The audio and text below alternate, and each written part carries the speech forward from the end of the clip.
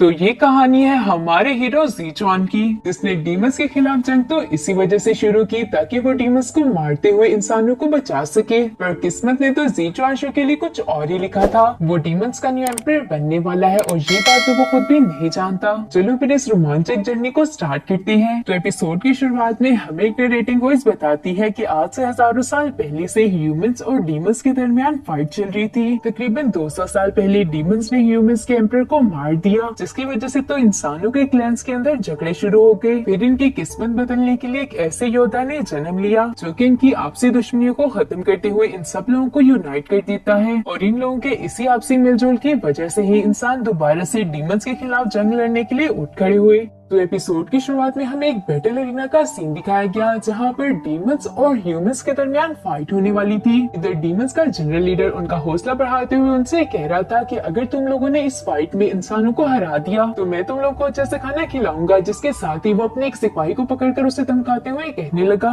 जाओ और जाकर डिप्टी कमांडर से कह दो कि गॉड्स के फ्लावर की अच्छे से रक्षा करे। वो उस गार्ड को ये सब समझाने के बाद अभी आगे की तरफ बढ़ ही रहा था, तभी वहाँ पर छुपा हुआ एक इंसान जो कि अच्छे मौके की घात में था ताकि जनरल लीडर पर अटैक कर सके। वो फौरन से बाहर की तरफ निकलते हुए जनरल डीमन पर अटैक करके उसका खेल खत्म कर चुका। इस बात ने तो सारे डीमंस और ऑर्क्स को गुस्सा दिला दिया। इसी वजह से तो वो सब लोग ही अपने हथियारों को लेते हुए उस असेसिन पर अटैक करने के लिए आगे बढ़ चुके, मगर वो असेसिन भी किसी से कम ना था। वो तो एक एक करके इन सबको ठिकाने लगाता गया। अब तक ये बात डिप्टी कमांडर तक भी पहुंच चुकी कि जनरल को किसी ने मार दिया है। जो बात जानने के बाद तो डिप्टी कमांडर ने एक एरो को उसकी तरफ शूट कर दिया, जिसे तो वो असेसिन बड़ी आसानी के साथ डॉज कर लेता है। मगर तभी एक डीमन ने पीछे से आकर उस पर हल्ला बोल दिया, जिससे बचने का तो उस असेसिन के पास टाइम ही नहीं था। इसी वजह से तो डीमन ने अब अच्छे तरीके से उस असेसिन की धुलाई करना शुरू कर दी। मगर वो असेसिन भी कोई कच्चा खिलाड़ी थोड़ी था। वो तेजी के साथ मूव करते हुए अपने डैगर का इस्तेमाल करते हुए उस डीमन को भी मौत के घाट उतार चुका। जो देखते हुए तो सारी आर्मी ही उस पर टूट पड़ी। असेसिन को भी ये बात समझ आ चुकी थी कि वो इन सबका अकेले मुकाबला नहीं कर सकता। इसी वजह से तो वो यहाँ पर एक जोरदार एनर्जी प्लस करने के बाद सीधा डिप्टी कमांडर से फाइट करने के लिए पहुंच गया। अब इन दोनों के दरमियान जबरदस्त फाइट स्टार्ट हो चुकी। फिर कुछ देर के फाइट के बाद ही हम लोग देखते हैं कि उस असेसिन ने डिप्टी कमांडर को भी जान से मार दिया। ऐसा करते ही वो अपने घोड़े पर सवार होकर यहाँ से भागने लगा। साथ ही साथ वो यहाँ पर चिल्लाकर कह रहा था कि डिप्टी कमांडर को किसी ने मार दिया है। खबर ने तो सारी डीमन आर्मी के हौसले ही तोड़कर रख दिए। वो लोग आपस में बातें करते हुए कहने लगे कि अब हम लोग को क्या करना चाहिए। डिप्टी कमांडर और साथ ही साथ जनरल लीडर दोनों ही मर चुके हैं। क्योंकि तादाद में मौजूद डीमन की सेना बिखर चुकी थी और ऐसा करने वाला कोई और नहीं बल्कि हमारी सीरीज का मेन हीरो, जिसका नाम है ज़ीचुआन शू। वो यहाँ पर अपना काम खत्म करने के बाद निकल गया। इसके बाद सीन शिफ्ट होकर ह्यूमन आर्मी पर आ जाता है, जो सब एक चट्टान पर खड़े हुए इस बात को फिगर आउट करने की कोशिश कर रहे थे कि आखिर ये डीमन आर्मी में हलचल कैसी है। इन्हीं में मौजूद एक बंदा जिसका नाम था मिंग्यू। वो बोलते हुए इन सबसे कहने लगा, चलो भी यार चलते हैं, इतना भी तुम लोग क्या सोच रहे हो। इस बात पर तो रोंगर, जो कि थोड़ा सा अक्लमंद है, वो उसकी डांट लगाते हुए कहने लगा कि हम लोग ऐसा नहीं कर सकते, क्योंकि हो सकता है कि ये हमारे लिए एक ट्रैप हो और तुम्हारी बेवकूफी की वजह से हम वहाँ पर फंस जाएं। ये सारी बातें सुनने के बाद तो मिंग्यू भोला सा मुंह बनाते हुए कहने लगा, ये तो मैंने सोचा ही नहीं। बाईचांस, जो कि इनके ग्रुप में इकलौती लड़की है, वो इन दोनों की बातें सुनकर इन दोनों को चुप करवाते हुए कहने लगी, तुम दोनों ही अपने मशवरे अपने पास रखो, मैं जाकर कमांडर से बात करके आती हूँ। और जैसे ही बाईचांस कमांडर के पास पहुंची तो उसे जानने के मिला कि वहाँ पर तो कमांडर मौजूद ही नहीं, बल्कि उसने तो किसी और को अपनी जगह पर खड़ा किया हुआ था। इस वजह से तो बाईचांस को काफी गुस्सा आ गया और वो उसको गले से पकड़ते हुए कहने लगी कि मुझे बताओ कि कमांडर कहाँ पर है। ये गार्ड भी अब बाईचांस के हाथों से मरना नहीं चाहता था, इसीलिए वो डरते डरते उसे बताता है कि कमांडर वो तो पीछे सो रहे हैं। इसके बाद तो बाईचांस ज़ीचुआन शू को ढूंढते हुए इसके पास आ गई। ज़ीचुआन ने भी उसके आने की हट सुन ली थी और हड़बड़ाने की वजह से वो सीधा जमीन पर आकर गिर गया। नेक्स्ट वो बाईचांस से सवाल करते हुए कहता है कि बाईचांस, आखिर तुम्हें क्या मसला है, तुम यहाँ पर इस तरह क्यों आ गई, क्या यहाँ पर डीमंस पहुंच चुके हैं। जो कहते साथ ही वो सीधा जाकर अपने घोड़े पर सवार होने की कोशिश करने लगा। साथ ही साथ वो यहाँ पर बाईचांस से कहता है कि तुम वहाँ पर खड़ी होकर मेरा मुंह क्या देख रही हो, जल्दी से यहाँ आओ, हमें यहाँ से निकलना होगा, ये स्टैचू की तरह खड़ी मत रहो। ज़ीचुआन शू की ये सारी हरकतें देखकर तो बाईचांस को इस कदर गुस्सा आ रहा था कि उसका बस नहीं चलता कि ज़ीचुआन शू का मुंह तोड़ दे, मगर वो बेचारी कुछ कर भी नहीं सकती थी, इसलिए अपने मुंह में बड़बड़ाते हुए कहने लगी, पता नहीं इस कमीने को हमारा कमांडर किसने बना दिया। मगर हम लोग तो इस बात को अच्छे से जानते हैं कि ज़ीचुआन शू कितना काबिल है। उसने तो डीमन आर्मी के कमांडर और डिप्टी कमांडर दोनों को ही पहले से ठिकाने लगा दिया। इधर बाईचांस ज़ीचुआन शू से सवाल करते हुए कहने लगी कि कमांडर अब हमें क्या करना चाहिए, क्या हम लोग आगे बढ़कर डीमन आर्मी पर अटैक करें। इस पर तो ज़ीचुआनशु उसे जवाब देते हुए कहते हैं कि हाँ, आप लोग को जरूर करना चाहिए, मुझे तो तुम लोग पर पूरा यकीन है, और अगर तुम लोग ऐसा ना भी कर सके तो भागकर तो आ ही सकते हो, और अगर तुम लोगों से भागा भी ना गया तो यहाँ पर बहुत सारी जगह है तुम लोगों को दफनाने के लिए। ये सब सुनकर बाईचुआन को तो अपने कानों पर यकीन नहीं आ रहा था। वो कहती है कि कोई कमांडर ऐसा कैसे कर सकता है, मगर जो भी हो उसे ऑर्डर्स तो मानने ही पड़ेंगे। इसी वजह से वो मिंग्यू के पास जाकर उसे कहने लगी कि तुम लोग जाकर हमला कर सकते हो। बात सुनते साथ तो मिंग्यू की खुशी का ठिकाना ही नहीं था। इसी वजह से वो अपने ट्रूप्स को लेते हुए सीधा डीमंस की तरफ आगे बढ़ने लगा। इन ट्रूप्स को अपनी तरफ आधा देख डीमंस को तो समझ नहीं आ रहा था कि अब वो क्या करे, क्योंकि उनके पास कमांड देने वाला कोई भी नहीं। इसीलिए वो खुद से फैसला करते हुए कहने लगे चलो जल्दी से शील्ड बना लेते हैं। मगर मिंग्यू को तो इस बात से जरा बराबर भी फर्क नहीं पड़ता था। उल्टा वो तो अपनी टीम को लेते हुए सीधा डीमंस के पास पहुंचकर उन्हें मारने लगा। इस बात से तो डीमंस काफी ज्यादा घबरा गए और इसी वजह से उन्होंने अपनी जान को बचाने के लिए खुद की बनाई हुई शील्ड को इंसानों से पहले ही तोड़ दिया। मिंग्यू इसी तरह लगातार आगे की तरफ बढ़ता जा रहा था। जो देखते हुए तो बाईचुआन भी मिंग्यू की हेल्प करने के लिए अपने ट्रूप्स को लेकर मैदान में उतर गई। इस आर्मी को अपनी तरफ आता देख डीमंस के पांव तले तो जमीन ही निकल गई। उन्होंने पीछे की तरफ भागना शुरू कर दिया, मगर आज भी जितनी मर्जी कोशिश कर ले वो बाईचुआन और मिंग्यू के हाथों से नहीं बच सकते, क्योंकि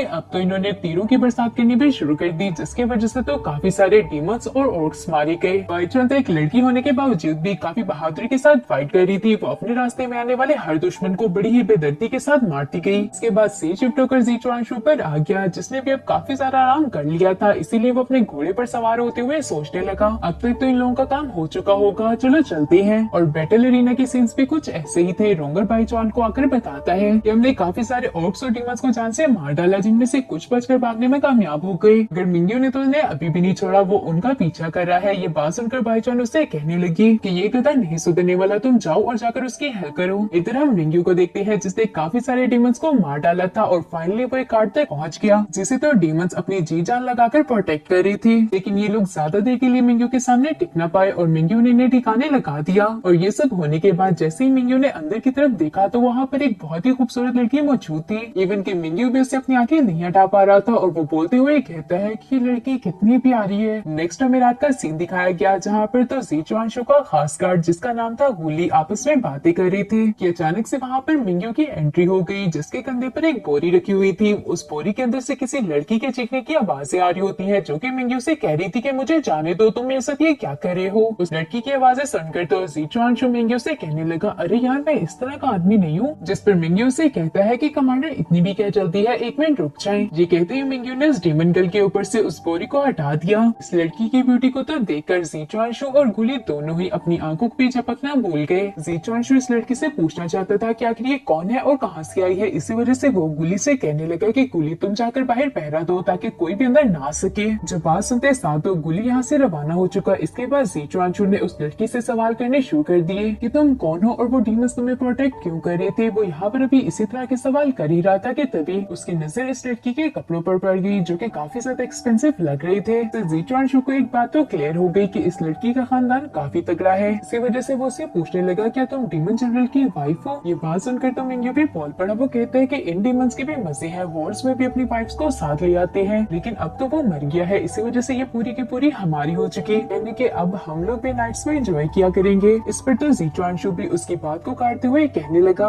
तुम भी ना बस हमेशा छोटा ही सोचना, इस जैसे खूबसूरत डीमन गर्ल को तो कोई भी अच्छे पैसों में खरीद लेगा। तो पैसे कमाने का हमारे पास एक गोल्डन चांस है। इन दोनों की सारी बातें वो डीमन गर्ल भी सुन रही होती है कि तभी इन दोनों की नजर एक सिल्वर पेंडेंट पर पड़ जाती है, जिसे वो प्रिंसेस छुपाने की कोशिश कर रही थी। इधर वॉर की अपडेट देने के लिए बाईचुआन भी ज़ीचुआनशु के कैंप के बाहर पहुंच चुकी, मगर इससे पहले कि वो अंदर जा पाती गुली ने उसे रास्ते में ही रोक दिया। वो उसे रोकते हुए कहता है कि आप अंदर नहीं जा सकती क्योंकि कमांडर अंदर बहुत ही जरूरी काम कर रहे हैं। और उसी वक्त डीमन गर्ल की आवाजें बाहर आना शुरू हो गई, जो कि ज़ीचुआनशु से कह रही थी कि मेरे पास मत आओ। ये बात सुनकर तो बाईचुआन कुछ गलती समझ गई। इसी वजह से वो गुली को एक जोरदार टांग मारते हुए इधर कैंप के अंदर आ जाती है, मगर उसकी एंट्री बहुत ही गलत टाइम पर हुई, क्योंकि ये दोनों ही सिल्वर पेंडेंट को लेने के लिए डीमन गर्ल की तरफ आगे बढ़ रहे थे। साथ ही साथ ये दोनों उस लड़की के सामने हाथ जोड़ते हुए कह रहे थे कि प्लीज हमें सिर्फ एक दफा दिखा दो। बातें सुनकर तो बाईचुआन पीछे से चिल्लाकर कहने लगी कमीनो, ये तुम क्या कर रहे हो, तुम दोनों इतना गिर जाओगे, मुझे तो इस बात का अंदाजा नहीं था। इस पर तो ज़ीचुआनशु उसे समझाते हुए कहता है कि तुम गलत समझ रही हो, मैं तो ऐसा कुछ नहीं कर रहा था जैसा तुम समझ रही हो। मगर अब तो बाईचुआन को इनकी बातों पर जरा बराबर भी यकीन नहीं था। इसी वजह से उसने अपनी सोट को बाहर निकाल निकाल लिया। जीचुआनशु पर हमला करते हुए उसे कह रही थी कि घटिया इंसान, आज तो मैं तुम्हें जिंदा नहीं छोड़ने वाली। मिंग्यू जिसे तो अब ये बात मालूम हो चुकी कि यहाँ की सिचुएशन कुछ ज्यादा अच्छी नहीं रही, इसी वजह से वो ये कहते हुए यहाँ से जाने लगा कि मुझे जरा कुछ काम याद आ गया, जीचुआनशु हम बाद में बात करेंगे। जिस पर तो जीचुआनशु उसे रोकते हुए कहने लगा, कमीने तू मुझे छोड़कर कहाँ जा रहा है, ये तो मुझे मार डालेगी। इधर जीचुआनशु से बदला लेने के लिए उस डीमन गर्ल ने तो रोना शुरू कर दिया। इससे तो बाईचुआन के शक यकीन में बदल गया, इसीलिए वो और ज्यादा एग्रेसिव हो गई। जबकि जीचुआनशु बेचारा तो अपनी जान बचाता हुआ उस डीमन गर्ल से रिक्वेस्ट करते हुए कह रहा था कि मेरी माँ कुछ तो बोलो, अगर तुमने कुछ ना बोला तो आज मैं जिंदा नहीं बचता। इन दोनों के दरमियान ये पकड़म पकड़ाई का खेल चल ही रहा था कि डीमन गर्ल ने अपने पाँव को हटाते हुए जीचुआन को नीचे गिरा दिया। उसके नीचे गिरते ही बाईचुआन ने उसकी इज्जत पर हमला कर दिया, मगर वक्त रहते ही जीचुआन पीछे की तरफ हट गया, वरना बेचारा दुनिया को क्या ही मुंह दिखाता। फिर भी काफी ज्यादा एंजॉय कर चुकी थी, इसीलिए वो बोलते हुए कहती है कि इसने मेरे साथ कुछ गलत नहीं किया। मेरा नाम है कादान, मैं डिमोनिक क्लैन की थर्ड प्रिंसेस हूँ। जो कहते साथ ही कादान ने अपना रॉयल जेट पेंडेंट भी नहीं दिखा दिया। प्रिंसेस कादान की ये सारी बातें सुनकर तो बाईचुआन अपनी जगह पर ही रुक जाती है। इसके बाद हमें थोड़ी देर के बाद का सीन दिखाया गया, जहाँ पर तो जीचुआनशु बाईचुआन को बता रहा था गोल्डन टोकन बाकी में रॉयल फैमिली को बिलोंग करता है, मगर बाईचुआन को तो अब तक ये बात समझ नहीं आई कि आखिर ये प्रिंसेस वहाँ पर क्या कर रही थी। इस पर जीचुआनशु से कहता है कि यही तो मैं उससे पूछने की कोशिश कर रहा था, मगर तभी तुमने वहाँ पर आकर मेरी धुलाई करना शुरू कर दी। और वैसे भी तुम मुझसे इतने सवाल क्यों कर रही हो, क्या तुम भूल गए कि तुम्हारा कमांडर मैं हूँ। जीचुआनशु की ये बात सुनकर तो बाईचुआन को भी याद आ गया। वो उसे कहती है कि कमांडर मैंने आपको एक इम्पोर्टेंट रिपोर्ट देनी थी। फिर जीचुआनशु तो इस रिपोर्ट को सुनने में जरा भी इंटरेस्टेड नहीं लग रहा था, इसीलिए वो उससे कहने लगा कि अब तो बैटल ओवर हो गई है, इस रिपोर्ट का क्या ही फायदा। मगर बाईचुआन भी उसके कहने से कहीं रुकने वाली थी। वो उससे कहती है कि हमारे बैटल फील्ड में पहुंचने से पहले ही किसी ने डीमंस के जनरल लीडर और साथ ही साथ डिप्टी कमांडर को जान से मार डाला, मगर अभी तक हम इस बात का पता नहीं लगा पाए कि आखिर उन्हें मारने वाला कौन था। इस पर तो जीचुआनशु ने एक बार फिर से एक्टिंग करनी शुरू कर दी। वो उसे कहता है कि हमारी किस्मत कितनी अच्छी है, देखो ना गॉड्स भी हमारे साथ हैं और उन्होंने हमारे रास्ते कितने आसान कर दिए, और तुम भी इस बारे में ज्यादा मत सोचो। जो कहते साथ ही जीचुआनशु यहाँ से चल दिया। नेक्स्ट मॉर्निंग जीचुआनशु अपने ट्रूप्स के साथ कमांडर ऑफिस के बाहर पहुंच चुका। अंदर आने के बाद जीचुआनशु को मालूम हुआ कि कमांडर तो भी किसी मीटिंग में मसरूफ है, इसीलिए वो ऑफिस के अंदर वेट कर सकता है। जीचुआनशु कमांडर को अच्छे तरीके से जानता था, इसी वजह से तो उसे मालूम था कि कमांडर अपनी एक्सपेंसिव वाइन कहाँ पर रखते हैं। इसी वजह से तो उसने उस वाइन को निकाल कर पीना शुरू कर दिया, मगर तभी वहाँ पर कमांडर भी पहुँच जाते हैं, जो कि जीचुआनशु की डांट लगाते हुए कह रहे थे कि जीचुआनशु ये तुम क्या कर रही हो। इस पर तो जीचुआनशु उनसे कहने लगा कि कमांडर अगर आप मुझे इस बात पर सजा देंगे, सबको मालूम हो जाएगा कि आपने अपने ऑफिस के अंदर एक एक्सपेंसिव वाइन को छुपा कर रखा था, और जैसे कि आप तो जानते हैं कि मिलिट्री में वाइन तो बिल्कुल ही अलाउ नहीं, और इस पर तो आपकी काफी बेइज्जती हो जाएगी। इसके साथ ही जीचुआनशु ने कमांडर को मक्खन लगाना शुरू कर दिया, इससे तो आपकी हेल्थ खराब हो जाएगी, साथ ही साथ इससे आपके लिवर पर बुरा इफेक्ट होगा, और अगर आप इससे मर गए तो भला हमें आप जैसा कमांडर कहाँ मिलेगा। कमांडर को भी ये बात समझ आ चुकी कि जीचुआनशु से मक्खन लगाने की कोशिश कर रहा है, इसीलिए वो उससे चुप करवाते हुए कहने लगे, अच्छा अच्छा बस करो, मैंने तुम्हें बताना था कि तुम्हारी प्रमोशन हो चुकी, आज से तुम डिप्टी कमांडर हो, अब तुम्हें जितनी जल्दी हो सके प्रिंसेस का दान को लेकर कैपिटल सिटी जाना होगा। जीचुआनशु भी अपनी हरकतों से कहीं पास आने वाला था। वो कमांडर से मजाक करते हुए कहने लगा, अच्छा तो अब मेरे पास भी आप ही की तरह एक प्यारी सी सेक्रेटरी होगी। ये बात सुनकर तो कमांडर जीचुआन से कहने लगे, जीचुआनशु जरा सा सीरियस हो जाओ, तुम्हें ये बात मालूम है कि तुम्हारी ये प्रमोशन किसी और ने नहीं बल्कि यांग मिंगहुआ ने करवाई है, और तुम इस बात को भी जानते हो कि आज से 7 साल पहले क्या हुआ था। जिसके बाद तुम्हें एक फ्लैशबैक दिखाया गया, इससे हमें मालूम हुआ कि जीचुआन फैमिली पर लिंगफेंग फैमिली ने हमला कर दिया था। उस वक्त प्रेसिडेंट की कंडीशन भी कुछ ज्यादा अच्छी नहीं थी, और उनकी बहन उस वक्त इस कदर कैपेबल नहीं थी कि वो सारे सियासी मामलात को देख सके।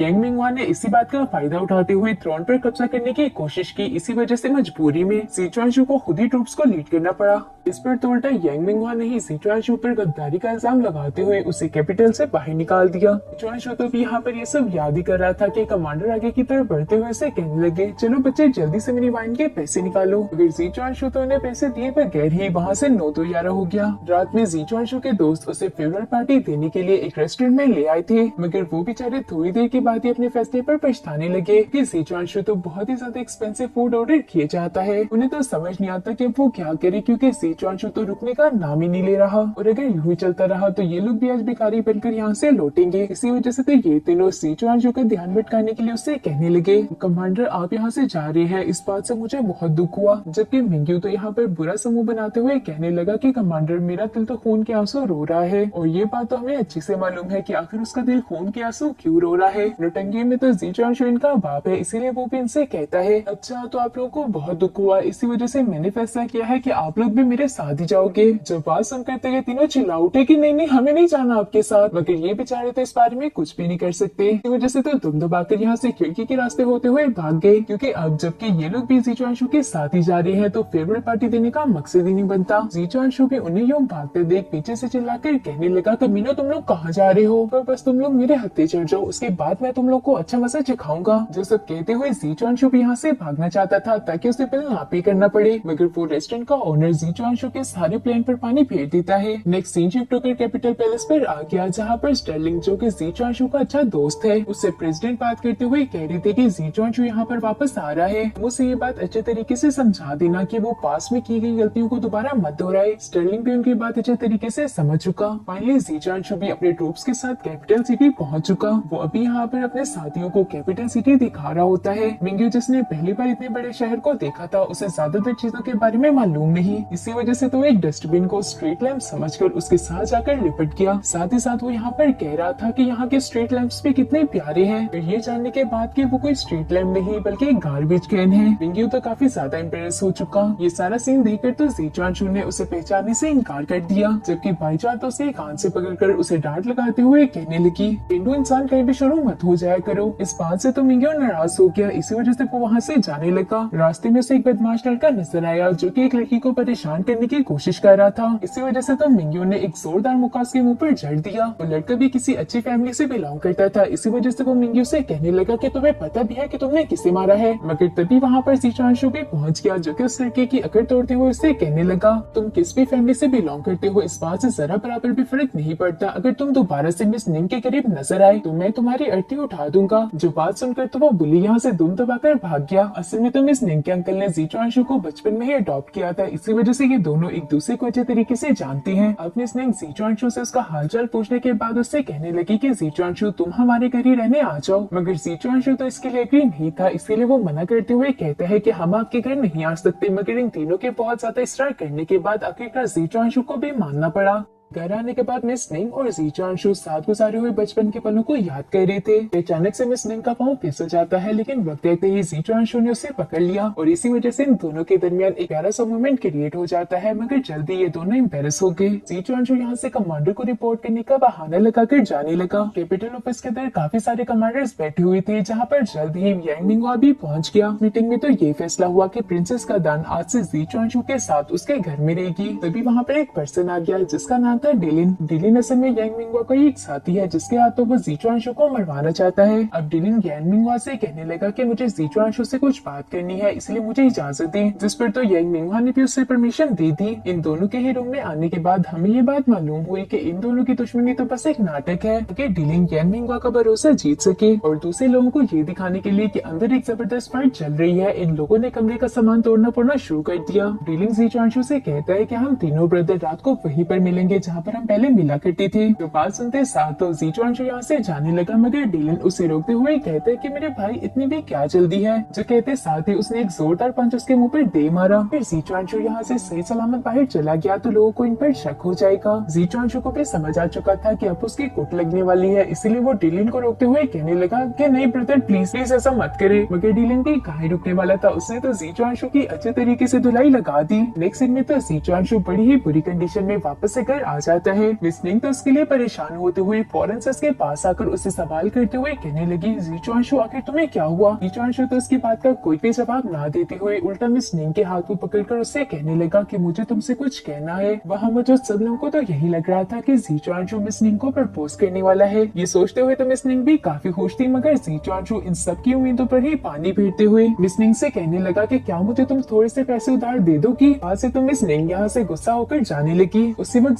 जीचुआनशु की नजर मिंग्यो और बाईचुआन पर पड़ गई, जिनके सामने वो भोला सा मुंह बनाते हुए कहने लगा, यार तुम दोनों ही मेरी थोड़ी सी मदद कर दो, मुझे पैसों की बहुत जरूरत है। उसे ये पैसे इसी वजह से चाहिए थे क्योंकि डिलिन ने जो सारी की सारी तोड़फोड़ उस ऑफिस में की थी, उसका सारा का सारा हट जाना जीचुआनशु को भरना होगा। जीचुआनशु को ये सब सोचते हुए काफी ज्यादा गुस्सा आ रहा था। वो डिलिन पर भड़कते हुए कहने लगा, कमीने इंसान, तुम्हें इतने भी ज्यादा तोड़फोड़ करने की क्या जरूरत थी। वो यहाँ पर अभी ये सब सोच ही रहा था कि तभी एक सर्वेंट आकर उसे बताता है कि स्टर्लिंग आपसे मिलने के लिए आए हैं। तो मिलने के लिए तो जीचुआनशु भी भाई की तरफ आ जाता है। स्टर्लिंग तो जीचुआनशु की ऐसी हालत को देखकर उसे सवाल करते हुए कहने लगा कि जीचुआनशु आखिर तुम्हारे साथ क्या हुआ। जीचुआनशु तो अपने जख्मों पर कराहते हुए कहने लगा कि बड़े भाई के अलावा ये कौन ही कर सकता है। जिस पर तो स्टर्लिंग ने भी जीचुआनशु पर हंसना शुरू कर दिया। जिसके बाद तो ये दोनों ही खाना खाने के लिए डाइनिंग हॉल में पहुंच गए। फिर जैसे स्टर्लिंग की नजर कदान पर पड़ी तो वो उसकी ब्यूटी देखकर साथ ही अपने होश गवा बैठा। वो तो अपनी नजर तक नहीं हटा पा रहा था। इसी वजह से जीचुआनशु उसका मुंह दूसरी तरफ करते हुए कहने लगा कि ये सब मेरे दोस्त हैं। बाईचुआन जो कि स्टर्लिंग की एक बहुत बड़ी फैन है, वो तो उससे मिलकर काफी खुश थी। स्टर्लिंग को तो इस बात से घंटा बराबर भी फर्क नहीं पड़ता था। उल्टा वो तो बाईचुआन को इग्नोर करते हुए सीधा कदान के पास आकर उससे कहने लगा कि मुझे आपसे मिलकर अच्छा लगा। तो कहते हुए स्टर्लिंग मिस कदान को देखे जा रहा था। जीचुआनशु भी इधर की सिचुएशन को समझ चुका, इसलिए तो वो स्टर्लिंग को एक चेयर पर बिठाते हुए कहने लगा, ब्रो खाना खाओ। फिर स्टर्लिंग का तो खाने से ज्यादा कदान पर ध्यान था। इसी वजह से तो वो बाईचुआन के किए गए सवालों का उल्ट-पुल्ट जवाब देने लगा, क्योंकि उसे तो समझ ही नहीं आ रहा था कि आखिर वो बोल क्या रहा है। यहाँ की सिचुएशन ज्यादा खराब ना हो जाए, इसी वजह से जीचुआनशु इनको लेते हुए एक रेस्टोरेंट में आ गया जहाँ पर डिलिन भी आने वाला था। उसके आते ही इन तीनों के दरमियान बचपन की बातें होना शुरू हो गई। ये तीनों यहाँ पर अभी इसी तरह की बातें कर ही रहे थे कि तभी वहाँ पर वही बदमाश लड़का जो कि उस दिन लिसनिंग को छेड़ा था अपने दोस्तों के साथ पहुँच जाता है। उसे इस रेस्टोरेंट में देखते ही डिलिन यहाँ से रवाना हो गया, क्योंकि वो नहीं चाहता था कि इनकी दोस्ती के बारे में किसी और को मालूम हो। इनके यहाँ से जाते ही जीचुआनशु स्टर्लिंग से सवाल करते हुए कहने लगा, ब्रदर लगता है आपको कदान पसंद आती। मगर स्टर्लिंग तो उसकी बात का कोई भी जवाब ना देते हुए उल्टा उसी से सवाल करते हुए कहने लगा, तुम मेरी छोड़ो अपनी बताओ, तुम्हें पता है कि तुम्हें यहाँ पर सब लोग ही प्ले बॉय के नाम से जानते हैं। जिस पर तो जीचुआनशु से कहता है कि हाँ हूँ मैं प्ले बॉय। स्टर्लिंग भी इस बात को अच्छे से जानता है कि जीचुआनशु कभी नहीं बदल सकता, इसलिए वो उससे कहने लगा, कल तुम मेरे साथ प्रेसिडेंट के पास चलोगे ताकि हम लोग उन्हें यकीन दिला सके कोई गद्दार नहीं हो, बल्कि अभी भी तुम उन्हीं लोगों का साथ दोगे। फिर जीचुआनशु का तो वहाँ पर जाने का कोई इरादा नहीं, इसी वजह से वो उससे मना करते हुए कहने लगा कि मैं यहाँ पर अपनी लॉयल्टी प्रूव करने के लिए नहीं आया, बल्कि मैं तो यहाँ पर सिर्फ और सिर्फ लिसनिंग की प्रोटेक्शन के लिए आया हूँ और वो मैं करके रहूंगा।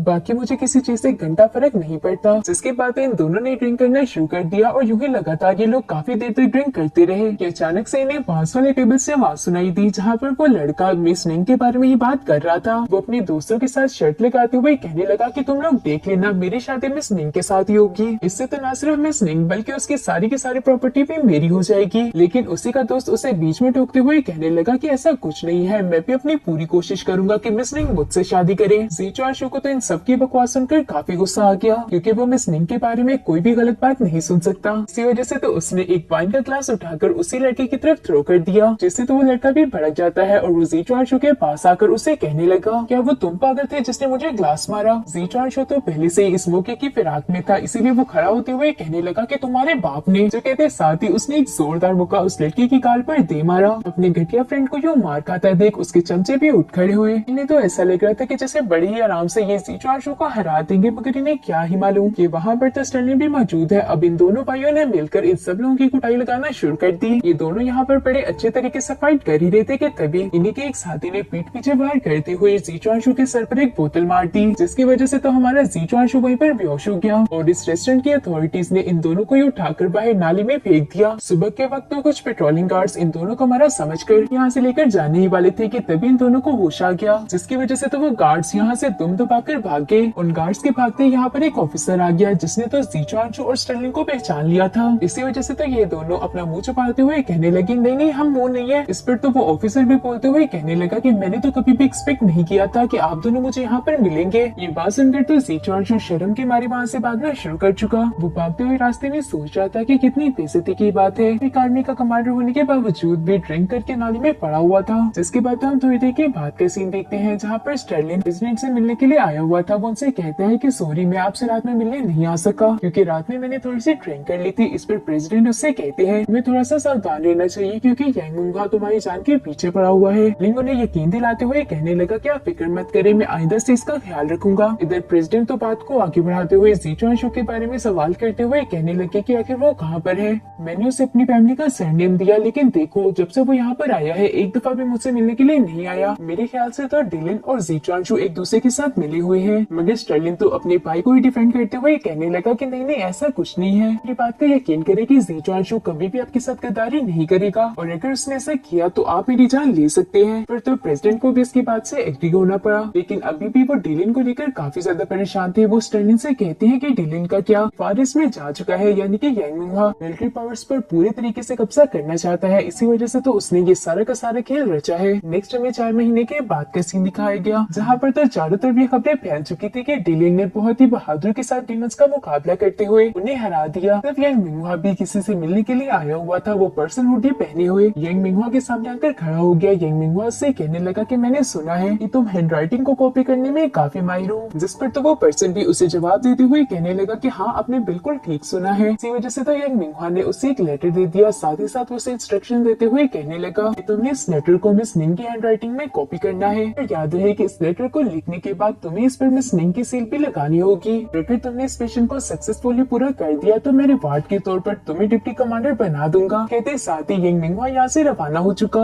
रास्ते में यांग मिंगहुआ का साथी ऑफिसर उसे कहने लगा कि क्या हम लोग इस पर यकीन कर सकते हैं, लगता है कि ये हमें धोखा दे दे। जिस पर यांग मिंगहुआ उसे जवाब देते हुए कहने लगा नहीं ऐसा तो नहीं होगा, क्योंकि ये काफी सालों से हमारा वफादार है। तो नेक्स्ट सीन में हमें ज़ीचुआन हाउस का सीन दिखाया गया, जहाँ पर तो ये सब लोग ही बैठकर न्यूज पढ़ रहे थे। इन्हें एक बात तो मालूम हो गई कि डिलिंग ने काफी बहादुरी के साथ डीमंस का मुकाबला करते हुए उन्हें वहाँ से मार भगाया। जो बात जानते ही प्रिंसेस का दान काफी ज्यादा दुखी हो गई, क्योंकि आखिर को वो भी तो डीमन क्लैन से ही बिलोंग करती थी। इसी वजह से तो वो रोते हुए यहाँ से जाने लगी, और उससे के पीछे मिस निंग भी रवाना हो गई। जबकि स्टर्लिंग भी कादान के पास जाना चाहता था, लेकिन ज़ीचुआनशू उसे रास्ते में ही रोकते हुए कहने लगा ब्रदर भला तुम कहाँ जा रहे हो। आज सुनने के बाद तो स्टर्लिंग को भी ना चाहते हुए इनके साथ बैठना पड़ा। इधर मिंगियो भी पेट दर्द का बहाना बनाते हुए वहाँ से निकल आया था, मगर वो अपने रूम में जाने की बजाय वहाँ से मिस निंग के रूम में चला गया। शायद से वो वहाँ से कुछ लेना चाहता है। तभी ज़ीचुआनशू जो कि कार्डा को तसल्ली देने के लिए जाने वाला था, उसे मिस निंग के रूम से कुछ आवाजें सुनाई देने लगी, जबकि मिस निंग तो कादान के साथ मौजूद थी। इसी वजह से तो ज़ीचुआनशू इसी बात को इन्वेस्टिगेट करने के लिए मिस निंग के रूम की तरफ आगे बढ़ने लगा। अंदर की तरफ मौजूद रोंगर भी किसी चीज को ढूंढने की कोशिश कर रहा था कि इतने में ही वहाँ पर ज़ीचुआनशू भी पहुँच गया, मगर लाइट्स के ऑफ होने की वजह से ये दोनों एक दूसरे को देख नहीं पा रहे थे। इसी वजह से तो इन दोनों ने ही आपस में फाइट करनी शुरू कर दी, पर ज़ीचुआनशू ने तो उसे बड़ी आसानी के साथ हरा दिया। जिसके बाद तो एक कैंडल को भी जला लेता है, जिसकी वजह से तो इन दोनों को ही अब मालूम हो चुका कि उनके सामने कौन है। रोंगर को तो अपने किए पर काफी पछतावा था, इसीलिए वो ज़ीचुआनशू से कहने लगा कि मैं अगले जन्म में आपका वफादार जरूर रहूंगा। जैसा कहने के बाद रोंगर अभी अपनी जान लेने ही वाला था कि ज़ीचुआनशू से एक जोरदार चमाट लगाकर रोक देता है। अब वो उसे पूछने लगा कि तुम यहाँ पर क्या करने आई थी, क्या तुम इस निंग को मारना चाहते हो, और वैसे भी मुझे ये बात काफी अरसे से मालूम है कि तुम यांग मिंगहुआ का साथ दे रहे हो। फिर तो रोंगर जवाब देते हुए कहने लगा कि नहीं नहीं मैं मिस निंग को नहीं मारना चाहता, तो बस यहाँ पर उनकी स्टेप ढूंढने के लिए आया था। लेकिन ज़ीचुआनशू तो उसकी इस बात पर काफी भड़क चुका था। वो उसकी डांट लगाते हुए कहता है क्या तुम्हारे लिए जुर्म छोटा है, और मुझे बताओ कि आखिर तुम यांग मिंगहुआ का साथ क्यों दे रहे हो। जिस पर रोंगर ने बताया कि वो ये काम करना नहीं चाहता, बल्कि यांग मिंगहुआ उससे जबरदस्ती ये काम करवा रहा है। जो सब कहते ही रोंगर बच्चों की तरह रोना शुरू हो गया। फिर तो ज़ीचुआनशू उसे समझाते हुए कहता है कि मर्द बनो, तुम एक कमांडर हो और कमांडर इस तरह रोया नहीं करते। इसके साथ ही ज़ीचुआनशू उसे अपने रूम में लेकर चला गया, जहाँ पर उसने काफी सारी फेक स्टैम्प्स को रखा हुआ था। इन्हीं में मौजूद मिस निंग के फेक स्टैम्प को उठाते हुए ज़ीचुआनशू ने उसे उस लेटर पर लगा दिया। असल में तो ज़ीचुआनशू यांग मिंगहुआ के साथ डबल गेम खेलने वाला है, मगर यांग मिंगहुआ तो इन सब बातों से अनजान उस लेटर को रिसीव कर चुका। दूसरी तरफ डिलिन भी डीमन क्लैन को अच्छे तरीके से बर्बाद करने के बाद वापस से कैपिटल में आ गया। उसने कमांडर को रिपोर्ट करने की बजाय अपनी वाइफ से मिलना ज्यादा जरूरी समझा, इसलिए वो सीधा अपने घर पर आ जाता है, जहाँ पर तो उसकी खूबसूरत सी वाइफ उसका वेट कर रही थी। डिलिन भी उससे मिलकर काफी खुश था, जिसके बाद तो ये दोनों ही मिलकर खाना खाते हैं। इधर यांग मिंगहुआ भी अपने साथ मिले हुए ऑफिसर्स के साथ मीटिंग कर रहा था। इन्हीं के जरिए उन लोगों को रेस्ट करवा दिया करता, जो कि उसकी बात नहीं सुनते। तभी यहाँ पर डिलिन भी पहुँच गया, जिसकी बहादुरी से यांग मिंगहुआ तो काफी ज्यादा खुश था।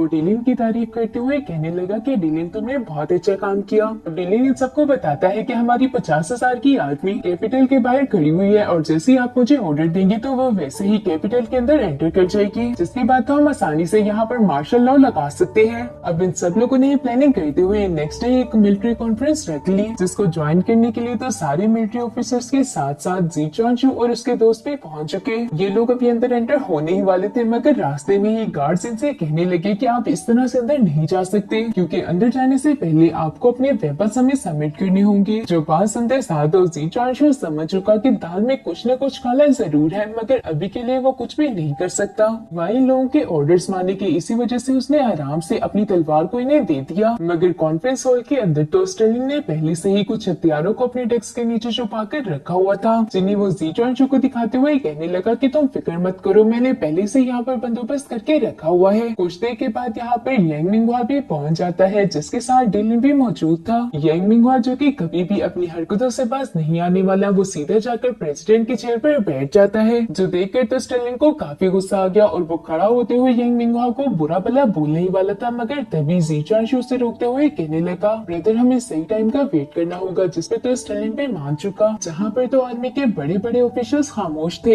एक ऑर्डिनरी सा कैप्टन खड़ा होते हुए यांग मिंगहुआ से कहने लगा कि चाहे आज प्रेसिडेंट नहीं आए, लेकिन फिर भी आप उनकी चेयर पर नहीं बैठ सकते, जिससे तो यांग मिंगहुआ की बेइज्जती हो चुकी। इसी वजह से उसने डिलिन को इशारा किया कि तुम जाकर इसका खेल खत्म कर दो। डिलिन जो कि यांग मिंगहुआ का एक लॉयल सर्वेंट बनने की एक्टिंग कर रहा है, इसी वजह से उसे ना चाहते हुए भी उस कैप्टन को जान से मारना पड़ा, जो देखकर तो वहाँ मौजूद सब लोग हैरान हो चुके, मगर कोई भी कुछ करने की हिम्मत नहीं रखता। इसी वजह से तो उसी कैप्टन का कमांडर आगे की तरफ बढ़ते हुए डिलिन पर हमला करके उसे जान से मारने ही वाला था, मगर तभी यांग मिंगहुआ का एक और लॉयल ऑफिसर वहाँ आकर अपनी पावर्स का इस्तेमाल करते हुए सब लोगों को ये दूर पटक चुका। यांग मिंगहुआ को तो इनके मरने या जीने से कोई भी फर्क नहीं पड़ता था, इसी वजह से उसने दोबारा से अपनी मीटिंग को स्टार्ट कर दिया। मगर उसी वक्त बाईचांस जिसे यांग मिंगहुआ से घंटा बराबर भी फर्क नहीं पड़ता था, वो उसके सामने आकर उसे कहने लगी, मुझे शक है जो कि अभी यहाँ पर 2 मर्डर्स हुए वो तुम्हारे कहने पर किए गए, इसी वजह से तो मैं तुम्हारे खिलाफ एक कंप्लेन करना चाहती हूँ। जो कहते साथ ही वो इंस्पेक्टर से कहने लगी, प्लीज आप मेरी कंप्लेन को सीरियसली ले और यांग मिंगहुआ पर एक कमेटी बिठाएं। मगर चीफ इंस्पेक्टर जो कि पहले से ही यांग मिंगहुआ के साथ मिला हुआ है, वो फौरन से इस रिक्वेस्ट को रिजेक्ट कर देता है और फिर यहाँ पर डिलिन भी बाईचांस की तरफ आगे बढ़ने लगा ताकि वो उसे भी जान से मार सके। मगर उसी वक्त ज़ीचुआन